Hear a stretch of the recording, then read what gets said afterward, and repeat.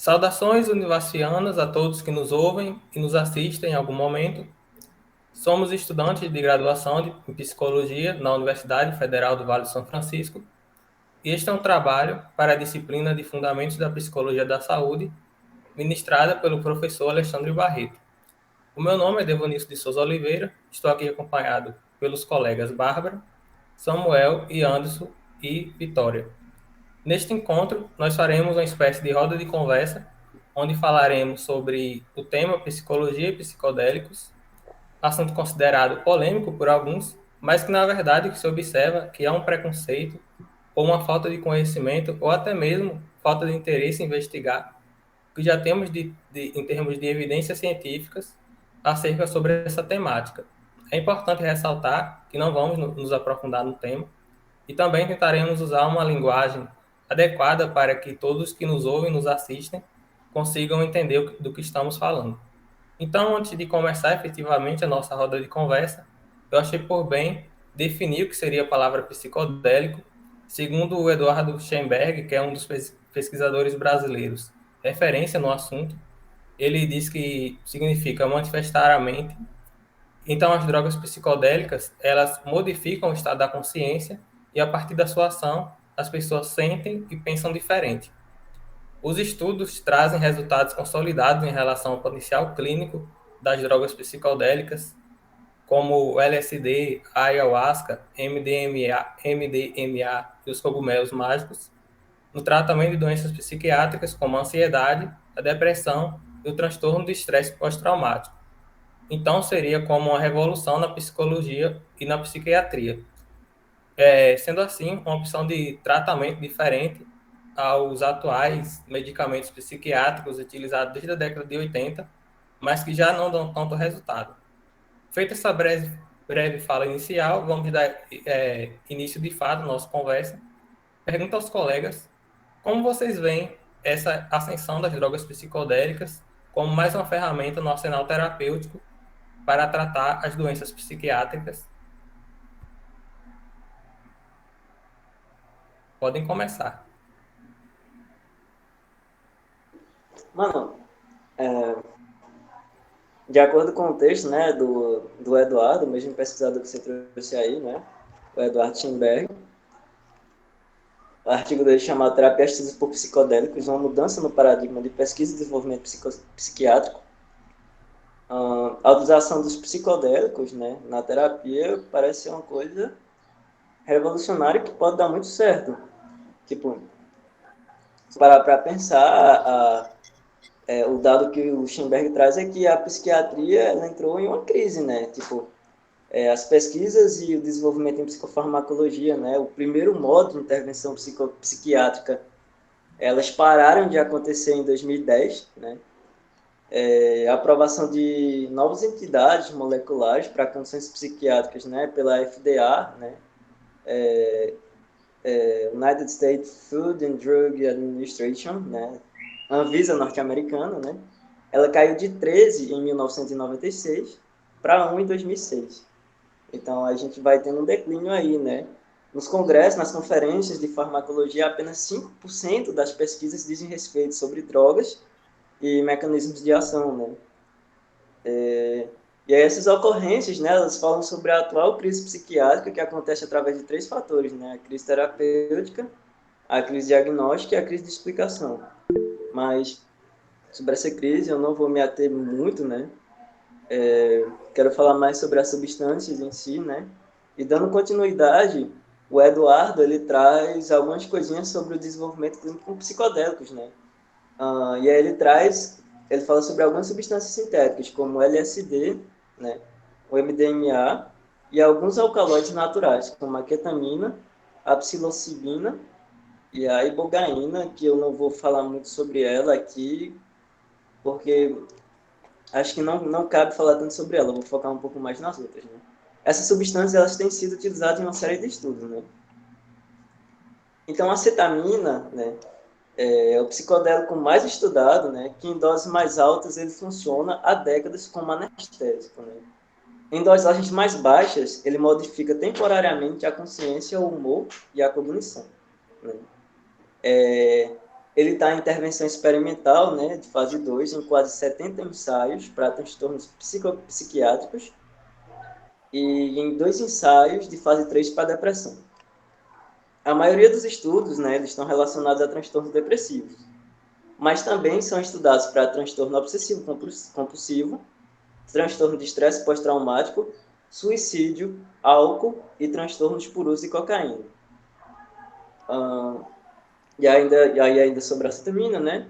Foram realizadas 9 meta-análises de ensaios sobre depressão e mostraram a baixa frequência de efeitos adversos graves, né, em eventos de curto prazo, com resultados positivos para uma proporção significativa dos pacientes. Né? Dando continuidade, o Eduardo também traz o MDMA, né, que está sendo investigado em 17 ensaios de fase 2. O MDMA ele foi designado como uma terapia inovadora para o transtorno de estresse pós-traumático pelo FDA, né, a Anvisa norte-americana. O MDMA ele também é estudado para ansiedade social em adultos autistas, ansiedade existencial e transtorno de uso de álcool. Vale a ressalva de que o MDMA ele é equivocadamente confundido com uma droga de rua chamada êxtase. Porém, frequentemente, êxtase ele não contém MDMA. Ele tem geralmente são apenas alguns adulterantes, né? A ocorrência de efeitos adversos do MDMA quase não sai. Já ser leve, né? Com baixíssimo número, tanto para a população saudável quanto para a população clínica. Né? E aí, na população clínica, apenas um caso teve um efeito grave, né? Que foi uma coisa assim, bem breve e autolimitada, né? Não é tão significativo assim. E aí, vale a ressalva de que também são obtidos resultados terapêuticos com pacientes que possuem transtorno de estresse pós-traumático, né? Que são resistentes ao tratamento, né? Em estudos de fase 2 com MDMA, os resultados foram considerados espetaculares, né? Aproximadamente 70% ou mais participantes não se qualificaram para o diagnóstico de transtorno de estresse pós-traumático após 12 meses, né? Enquanto os 30% restantes tiveram menos intensidade dos sintomas, né? Além disso, as melhorias elas duraram até 4 anos, principalmente sem tratamentos adicionais e sem indução de drogas, abuso ou dependência, né? Então, uma coisa muito positiva, né, velho? A gente também tem a psilocibina, né? Que é a terceira substância psicodélica mais estudada para aplicação clínica. Ela possui um índice de segurança muito alto e o perfil de risco é muito baixo, mesmo em configurações sem supervisão. Né? É administrado por via oral. Foi administrado, né, por via oral em 8 ensaios para depressão, cigarros, álcool e transtornos por uso de cocaína, ansiedade existencial, em doenças potencialmente fatais, né, principalmente o câncer. E aí, para dar uma concluída, né, como eu não vou me ater muito à ibogaína, né, vale a pena falar do LSD, né, da dietilamida, ácido lisérgico, né, ou LSD, né, que aí o LSD, o Eduardo ele traz como sendo o mais potente, né, atualmente administrado em ensaios clínicos, né. Ele tem cinética de dissociação muito lenta. Em outras palavras, ele vai ter um efeito de maior duração, né? Ele vai durar um pouco mais. Ele possui um índice de segurança muito alto e não está associado a questões importantes de saúde ou problemas graves, deficiências, enfim, após o uso não supervisionado, né? E é uma substância que ela está ativa apenas em 2 estudos recentes de fase 2, para ansiedade existencial em doentes terminais. Essa escassez nela deve-se ao fato, o Eduardo ele tenta associar ela, né, ao estigma, né, girado em torno da utilização em grande escala do LSD desde 1960, né? E isso teve uma série de implicações políticas, né, muito grave, semelhantes talvez até àquela guerra da cannabis, né, que realizaram nos Estados Unidos, que o pessoal está ciente disso. Porém, tipo, antes dessa turbulência política, existiam mais de 1.000 estudos sobre LSD, incluindo 40 mil participantes, né? E esses estudos aconteceram e a maioria mostrou potenciais positivos, né? Então, o LSD, na década de 60, tipo, era aquela coisa assim, para revolucionar tudo, sabe? Mas, infelizmente, teve todos esses conflitos, né? Aqui ele ressalta, né, que o LSD era uma substância prototípica no desenvolvimento de formas radicalmente novas de psicoterapia, incluindo a psicoterapia psicodélica assistida, né? E outra abordagem com base em doses baixas repetidas, né? Tipo, de 10 a 50 miligramas, para potencializar a psicanálise, né? Que é uma terapia conhecida como psicoterapia psicolítica, né? E aí, para dar uma finalizada sobre essa parte de estar falando um pouco das substâncias, né? Apesar da escassez de ensaios recentes, né? Uma meta-análise recente, né, com pesquisa rigorosa, né, de 60 anos atrás, confirmou que o LSD ele tem um potencial importante para transtornos por uso de álcool, né? Então, a minha opinião para sua pergunta vai mais ou menos nessa perspectiva, que, tipo, a terapia assistida por psicodélicos, os psicodélicos, eles estão aí para revolucionar a psiquiatria, para tirar a psiquiatria dessa crise. Então, Samuel, achei muito interessante esse estudo que você trouxe nessa meta-análise. E é muito bom pensar que existe uma alternativa de tratamento, né, sendo estudada e pensada com resultados tão promissores como esses que você trouxe. E quando a gente pensa em crise da psiquiatria, é bom pensar também que a ciência ela precisa ser sempre questionada até para ela conseguir evoluir, ela melhorar. E acontece muito isso de chegar a um ponto da produção da ciência que entra numa crise, né? Que os pesquisadores começam a pensar, e aí, o que é que a gente está fazendo? Qual caminho a gente está levando? O que é que a gente precisa fazer? Quais dados a gente tem? O que é que a gente tem aqui, né? Para decidir qual caminho a gente tem que tomar.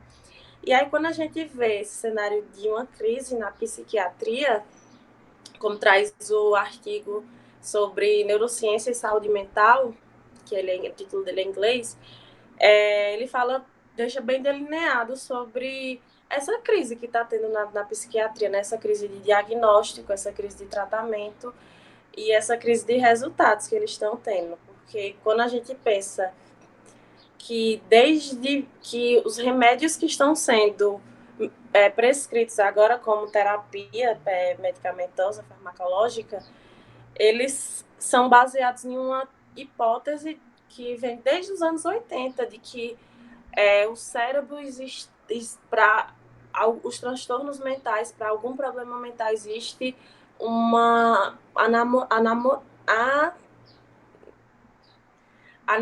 Vixe, eu não esqueci, não consigo falar a palavra. Anomalia. Anomalia. Anomalia, isso, obrigada, Anderson. Anomalia no cérebro. E que essa anomalia vem de algum problema nos neurotransmissores da gente. Tem algum problema acontecendo no neurotransmissor da dopamina, da serotonina. E aí a gente tem que mexer nisso, né? Então, desde os anos 80, eles têm essa hipótese. E as medicações, elas são feitas para isso, mas sem ter tanta certeza de que realmente está fazendo alguma coisa ali. E aí, essa visão de 40 anos, tem 40 anos que existe essa visão, que vão sendo feitos estudos e mais estudos, e não se chega a muitos resultados, se fica sabendo muita coisa, mas não se chega a uma resposta mais concreta para saber se é realmente isso mesmo. E essa visão muito limitada de pensar que um problema mental ele vai vir justamente só da parte do cérebro e não pensar no nosso corpo como inteiro, né? Isso é uma coisa que contribui muito para essa crise da psiquiatria. E aí a gente pensa também que se eles estão batendo muito nessa tecla dessa hipótese, eles estão fazendo medicações, prescrevendo tratamentos baseados nisso. E aí a gente tem uma grande indústria farmacêutica, né, que monopoliza tudo no mundo de tratamento de doenças e questão de avanço em pesquisa também, que está lucrando bastante com medicações e, tipo, todo ano sai uma medicação nova, mais atualizada, e quando você vai ver o mecanismo de funcionamento dessa nova medicação, ela é basicamente igual a uma medicação lançada no ano anterior, só que ela tem uns poucos avanços em alguns efeitos colaterais e às vezes nem isso. Às vezes ela tira um efeito colateral que está incomodando as pessoas que estão tomando, mas ela traz outro efeito colateral. E nisso a gente tem uma população extremamente medicalizada, né? Tomando muito antidepressivo, com dados que não tem nem como mensurar, e a indústria farmacêutica lançando mais, baseado nisso. E aí, o que a psiquiatria vai fazer com isso? O que é que a ciência vai fazer com essa estagnação? De não pensar um novo tratamento, de conseguir seguindo nessa linha de pensamento sem procurar alternativas e medicalizando mais pessoas ainda no mundo, e com um manual de diagnóstico que a cada edição que passa ela tem dobrado, triplicado, aumentado assim exponencialmente o número de doenças listadas, que se qualquer pessoa que pegar aquele manual para ler 2 páginas vai se identificar com alguma coisa. Vai ter alguma coisa lá, de coisas tão específicas e tão genéricas que tem ali no manual, no DSM-5, que aumentou muito, né? E aí, basicamente, todo mundo sendo medicalizado em uma linha de pensamento que não avança muito, né? E só para finalizar aqui, pensando nisso, né? Que se a gente ler, a gente vai se identificar com alguma coisa do DSM, que isso também já é bastante problemático. E é um dos fatores também que está causando essa crise na psiquiatria. Eu gostaria de trazer, não sei se vocês já assistiram, que acho que é um dos melhores filmes do cinema brasileiro, que é Bacurau. Tem uma cena muito específica que uma mulher chega na médica e fala: eu tô com desânimo, eu tô com enjoo, eu estou me sentindo muito apática, eu tô mal, assim, com dor de cabeça. E aí, se uma pessoa chegar num psiquiatra falando isso, ele vai medicar você e não vai perguntar o que é que aconteceu, né?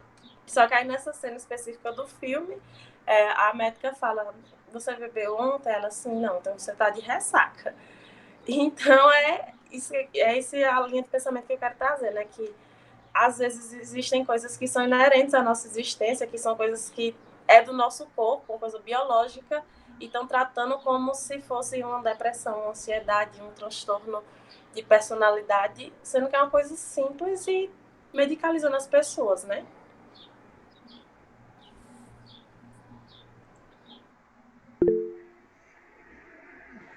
Acho isso uma crise muito bem colocada, né, velho?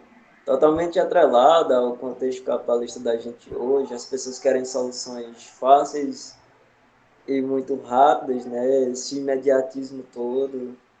Então, acho uma pontuação muito bem feita. Eu vou. Acho massa, incrível a fala dos colegas inicial, porque é isso mesmo. Pauta essa crise de paradigma que a gente está vivenciando atualmente, né? Muita medicação, baixa eficácia, muito efeito colateral. E aí o que a gente vai fazer, né? E aí o renascimento dos psicodélicos vem nessa vanguarda de buscar alternativas. E E aí eu vou tentar falar um pouquinho do que seria porque para além da crítica, você tem uma proposição de modelo mesmo, né? De psicoterápico, que é o que está chamando de psicoterapia assistida por psicodélico. E aí, basicamente, você inverte essa lógica de medicamentosa, de medicamentos a longo prazo, de baixa eficácia para contornar a situação do transtorno, de muito efeito colateral. Você inverte a lógica, que seria um contexto, uma terapêutica pautada num uso muito específico, de menor quantidade, porém muito significativo, e que pudesse garantir uma experiência disruptiva para o indivíduo, para a pessoa, no sentido de longo prazo, efeito de longo prazo. Então, de um modo geral, você tem menos a proposição de menos uso de medicamento e de efeito a longo prazo muito mais significativo. Então, inverte a lógica de uma forma muito substancial e disruptiva mesmo. Isso é muito animador. E aí, para além disso, você tem a questão dos aspectos psicossociais, né? O componente psicossocial, que eu acho que Vitória trouxe um pouquinho para a gente, basicamente você tem a outra inversão, né? De que o contexto social ele em grande medida causa de muitos dos transtornos. E aí, quando você parte de uma teoria que foca apenas em neurotransmissores específicos, ela deixa de lado todo esse contexto, né? Esse contexto crítico. E aí a psicoterapia assistida por psicodélico vem também numa outra lógica de ampliar a visão com direção à pessoa, né? No sentido mais holístico mesmo, e de maior totalidade da experiência, de maior significado para o tratamento, né? A terapêutica mais significativa e potencializadora. Então, basicamente é isso. E aí, só para fechar o meu pensamento inicial e o que vem se propondo com relação ao contexto de terapia, né? o setting terapêutico, para a psicologia, isso é muito crucial, porque a gente ali, existe um modelo mesmo de pessoa sentada numa cadeira, num estado de indução.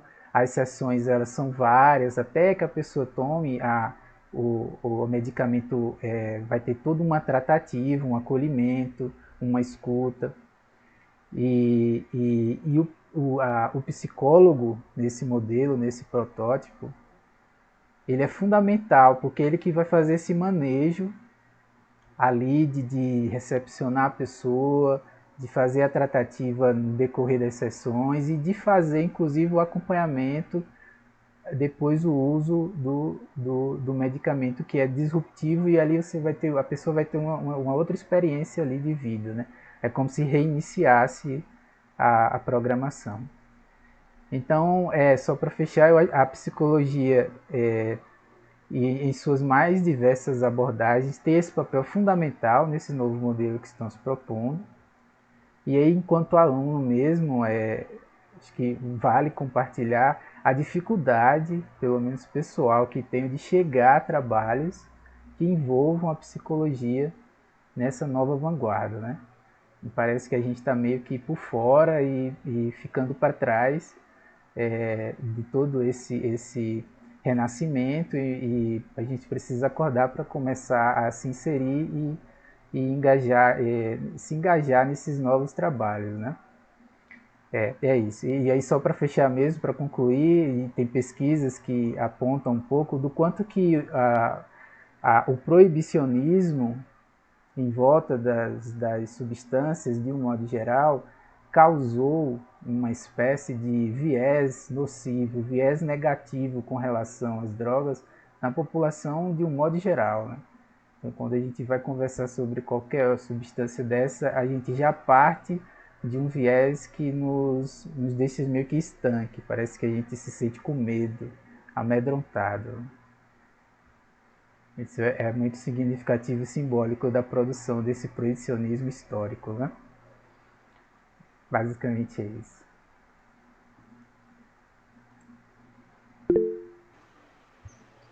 Trazendo um movimento legal que eu percebi na minha família hoje, tava falando, né, que tinha me convidado, ia falar um papo, assim, sobre psicodélicos, né, e tal. E aí meu tio falou, mas vocês vão falar de cannabis? Aí eu, não, a gente não vai falar de cannabis, não. Aí ele falou, rapaz, velho, eu acho complicado o preconceito que a galera colocou em cima disso, né? Então eu gostei muito de sentir esse movimento, assim, da minha própria família, no sentido tipo, de estar consciente, tipo, que existiu realmente um processo de estigmatização daquilo tudo, né, velho? De amedrontamento, né?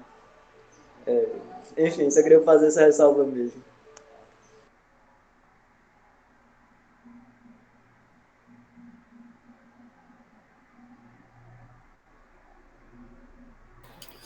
Oi, gente, boa tarde. É muito legal vocês terem trazido todas essas perspectivas, porque também percebo muito resquícios ainda de um passado de guerra às drogas, né? Que o Brasil enfrentou e ainda está aí se perpetuando, apesar de tantas pesquisas e, enfim, dos potenciais, né, que essas substâncias podem trazer. E vem muito também de encontro com o que vocês falaram sobre, assim, a depressão, a ansiedade, transtornos pós-traumáticos, sobre esse olhar de que eles seriam, assim, eles teriam um fator específico que influenciaria ou que seria até um sentido de causa e efeito para essa depressão, para essa ansiedade. E, assim, há um apagamento, né, de que eles são pautados em causas multifatoriais, né? Tem causas psicossociais, enfim, tem contextos aí muito específicos que podem estar trazendo um pouco desses transtornos, assim, para, né, pro dia a dia mesmo, pro cotidiano das pessoas. E também, assim, me veio aqui uns tensionamentos para a gente fazer, ainda no sentido de por onde essas substâncias, elas vêm para a pesquisa científica, né? Como que é essa inserção dos psicodélicos e a partir, geralmente a gente sempre conhece a droga quando ela já está isolada, né? Ela já vem sendo retirada, como vamos supor, né? A gente tem os cogumelos e dos cogumelos saem componentes químicos que é a psilocibina, como o Samuel falou, e aí a gente já pensa, por onde, né? Como que ela vem? Como que é essa busca, né? E há uma busca, uma inserção extremamente violenta, principalmente de comunidades indígenas, que é onde plantas e toda a biodiversidade é acessada, assim, numa forma bem acessada mesmo por pesquisadores, uma forma colonial, extrativista, de bioprospecção, em que a bioprospecção no sentido de busca por moléculas, busca por princípios ativos, sem assim, que podem gerar uma comercialização, uma industrialização, um apropriamento, né? E sem nenhum tipo de troca com essas comunidades, né? Sem um pouco não, sem um mínimo de justiça social, que a gente pode dizer, para essas comunidades, para todo o conhecimento que elas trazem, as práticas, né, que vão, assim, que talvez pela ciência eu vejo muito estigmatizada num sentido assim, serem práticas espirituais que não são não podem ser práticas medicinais, né? A gente tem uma ciência que ainda perpetua uma biomedicina, né, pautada nessa coisa de separação ainda do espiritual com o medicinal, e para as comunidades indígenas isso não existe. o corpo, ele está ali como corpo território, como corpo natureza, como uma cosmovisão mesmo do corpo e das suas práticas assim, geracionais, né, que vem sendo passadas há milhões de anos, e isso é extremamente deslegitimado nas pesquisas científicas, né, nos estudos. E isso, assim, é extremamente, acho que até se desdobra para essa crise da psiquiatria, para esse entendimento das substâncias enquanto seus potenciais medicinais, seus potenciais de cura, de medicamentos e tudo mais. Um exemplo, né, que eu queria trazer é a psilocibina, que desde os anos 60, ela é uma substância que foi isolada a partir de um cogumelo pelas comunidades indígenas do México, as comunidades mastecas, e assim, ela está até hoje, até mais ou menos um estudo trouxe de outubro de 2020, em que há assim, milhões de processos para a busca de patentes e que nenhum deles envolve ou tem como prioridade assim o retorno para essas comunidades, sabe? O retorno de toda esses bilhões, vamos dizer assim, todo esse lucro que vem acontecendo que a indústria farmacêutica com comercialização, porque a psilocibina ela vem como medicamento para depressão, né? Muito usado, muito difundido e que tem uma rentabilidade enorme. E aí a gente tem essas violências, esses tensionamentos que também estão aí e que muitas vezes são esquecidos, né? São apagados. E é isso. Para tentar assim, também trazer um fechamento, é um direito, né? Isso assim, o que eu falo, né, das comunidades indígenas não é o mínimo, é um direito fundamental.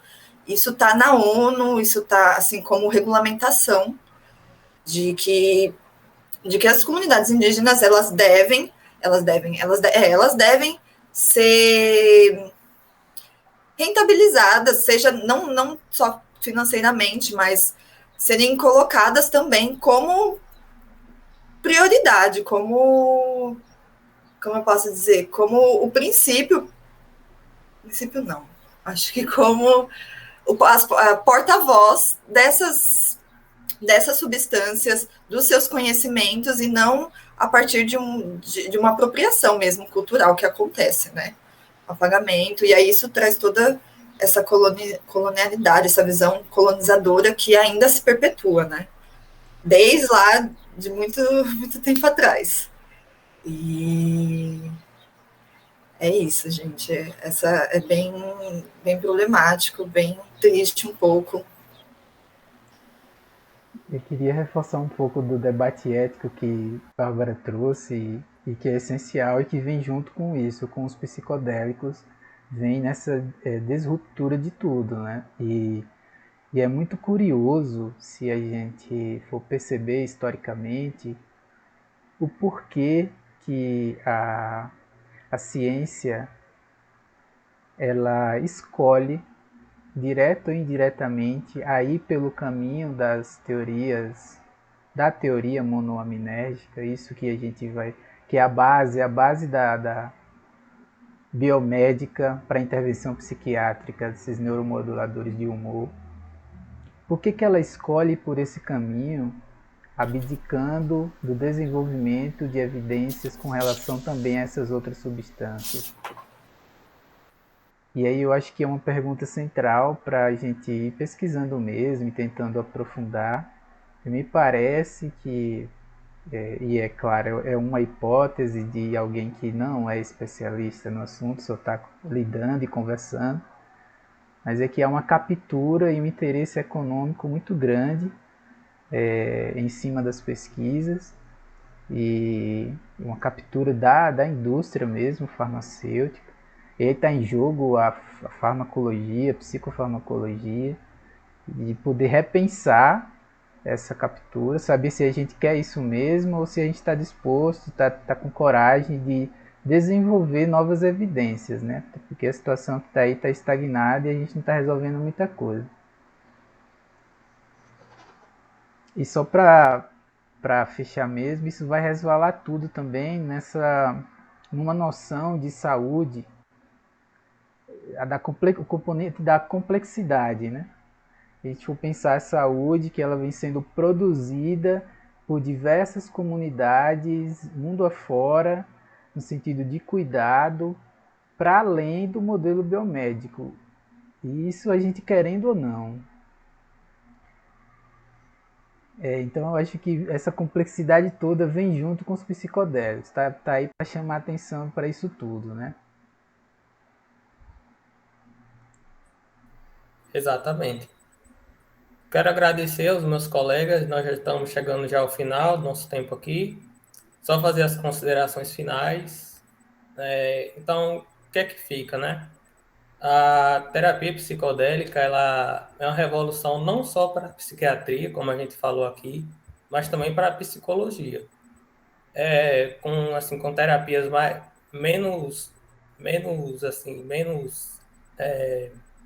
como se diz, terapias menos longas e mais efetivas no tratamento, de doenças psiquiátricas.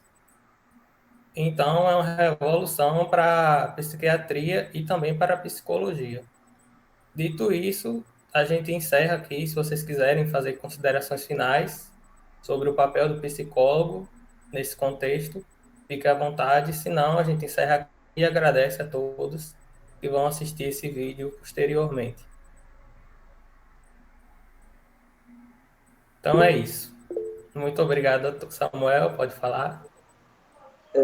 Acho que Anderson já trouxe, né, essa consideração sobre o papel do psicólogo, né? A gente tem que colar, a gente tem que estar junto mesmo, né? Porque é uma vanguarda, né? Então, se eles não estão vindo até a gente tem que dar um jeito de chegar até eles e atuar junto, porque não deixa de ser saúde mental, né? É isso. Exatamente. Então é isso, galera. Nós já esgotamos aqui o nosso tempo. Bárbara quer falar também. Pode falar, Bárbara. Ainda temos um tempinho. Obrigada, gente. Eu queria agradecer, né, por a gente estar falando sobre isso, porque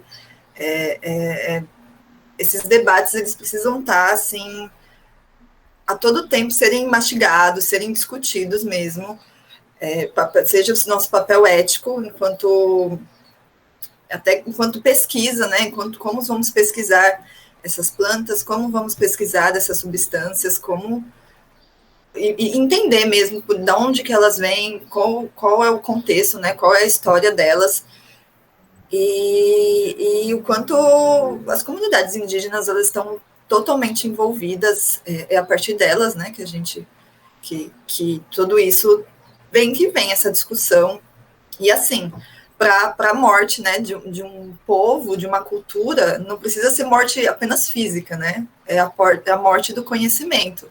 Se você apaga todo um conhecimento, se você tira a legitimidade desse conhecimento, isso também é uma morte, isso também é um apagamento. É isso, pessoal. Queria só trazer esses apontamentos finais. Eu queria fechar também agradecendo a todo mundo e dizer que, pelo que eu vejo, tudo que a gente estuda no curso de psicologia, na graduação, de forma sempre dualista, pesquisa qualitativa, pesquisa quantitativa, uma abordagem em detrimento da outra. Me parece que o que vem junto dessa vanguarda dos psicodélicos é que vai precisar haver uma quebra dessas especialidades, né, dessas dualidades, e os problemas de saúde mental, os transtornos, eles vão ter que ser manejados de forma multidisciplinar, cada vez mais, multifatorial. E aí vem todo mundo junto, vem antropologia, vem psicologia, farmacologia, psiquiatria. Então, sociologia também, né? É isso. Então vem uma quebra tudo aí de complexidade e E o mais massa é que eles estão propondo modelos, né? Para além da crítica, estão propondo modelos e a gente pode ir se amparando neles para ir fazendo essas quebras cotidianas, né? Questionamentos Então é mesmo. isso, galera. Opa, você tem mais tempo? Será? Não, Vai ainda sim, acho que ainda Lola. tem uns minutinhos. Pode continuar. É só uma última coisa que você falando, e Anderson, me veio assim, são questionamentos de ciência, né? Do que seria essa ciência, do que seria essa pesquisa científica e do que a gente está aprendendo, o que está entrando na universidade. Né? Qual é o modelo que está entrando na universidade? Perpetuando essa visão colonial, dualista, totalmente colonizada, ou a abertura para outros saberes, o reconhecimento de outras ciências, de outras visões, enfim. É esse caminho. Exatamente. Samuel? Nossa, apareceu só minha barba agora, né? Eu fui me agitar na cadeira, mas enfim, coisas online. Só complementando o que a Barba falou, não sei se você lembra, menina, mas a gente pagou aquele mini curso lá com o Alexandre, que ele trouxe o Bino. Você lembra que, tipo, só apareceram 3 pessoas para ver o Bino falando? Além do Alexandre, tipo, eu, você e outra pessoa, e, tipo, isso só reforça pra gente, né? Tudo isso que você tá trazendo, tipo, da visão colonial em si, né? Por que não colou mais gente, velho? Pô, o saber tá ali, sabe? O cara se dispôs dispôs o recurso dele, a internet dele, para estar aparecendo lá, explicando as coisas pra gente, com toda a paciência e humildade do mundo, que a galera não cola, velho, sabe? Enfim, a representação clara aí do colonialismo mesmo, né, velho? A galera não quer ouvir. É isso. E trazer esses debates são extremamente importantes para uma mudança, né? Um passo como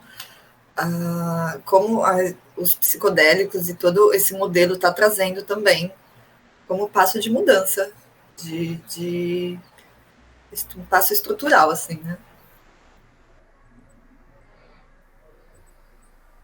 Então agora acho que a gente vai encerrar, né?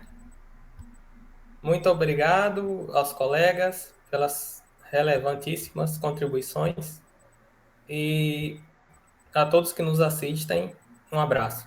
Valeu!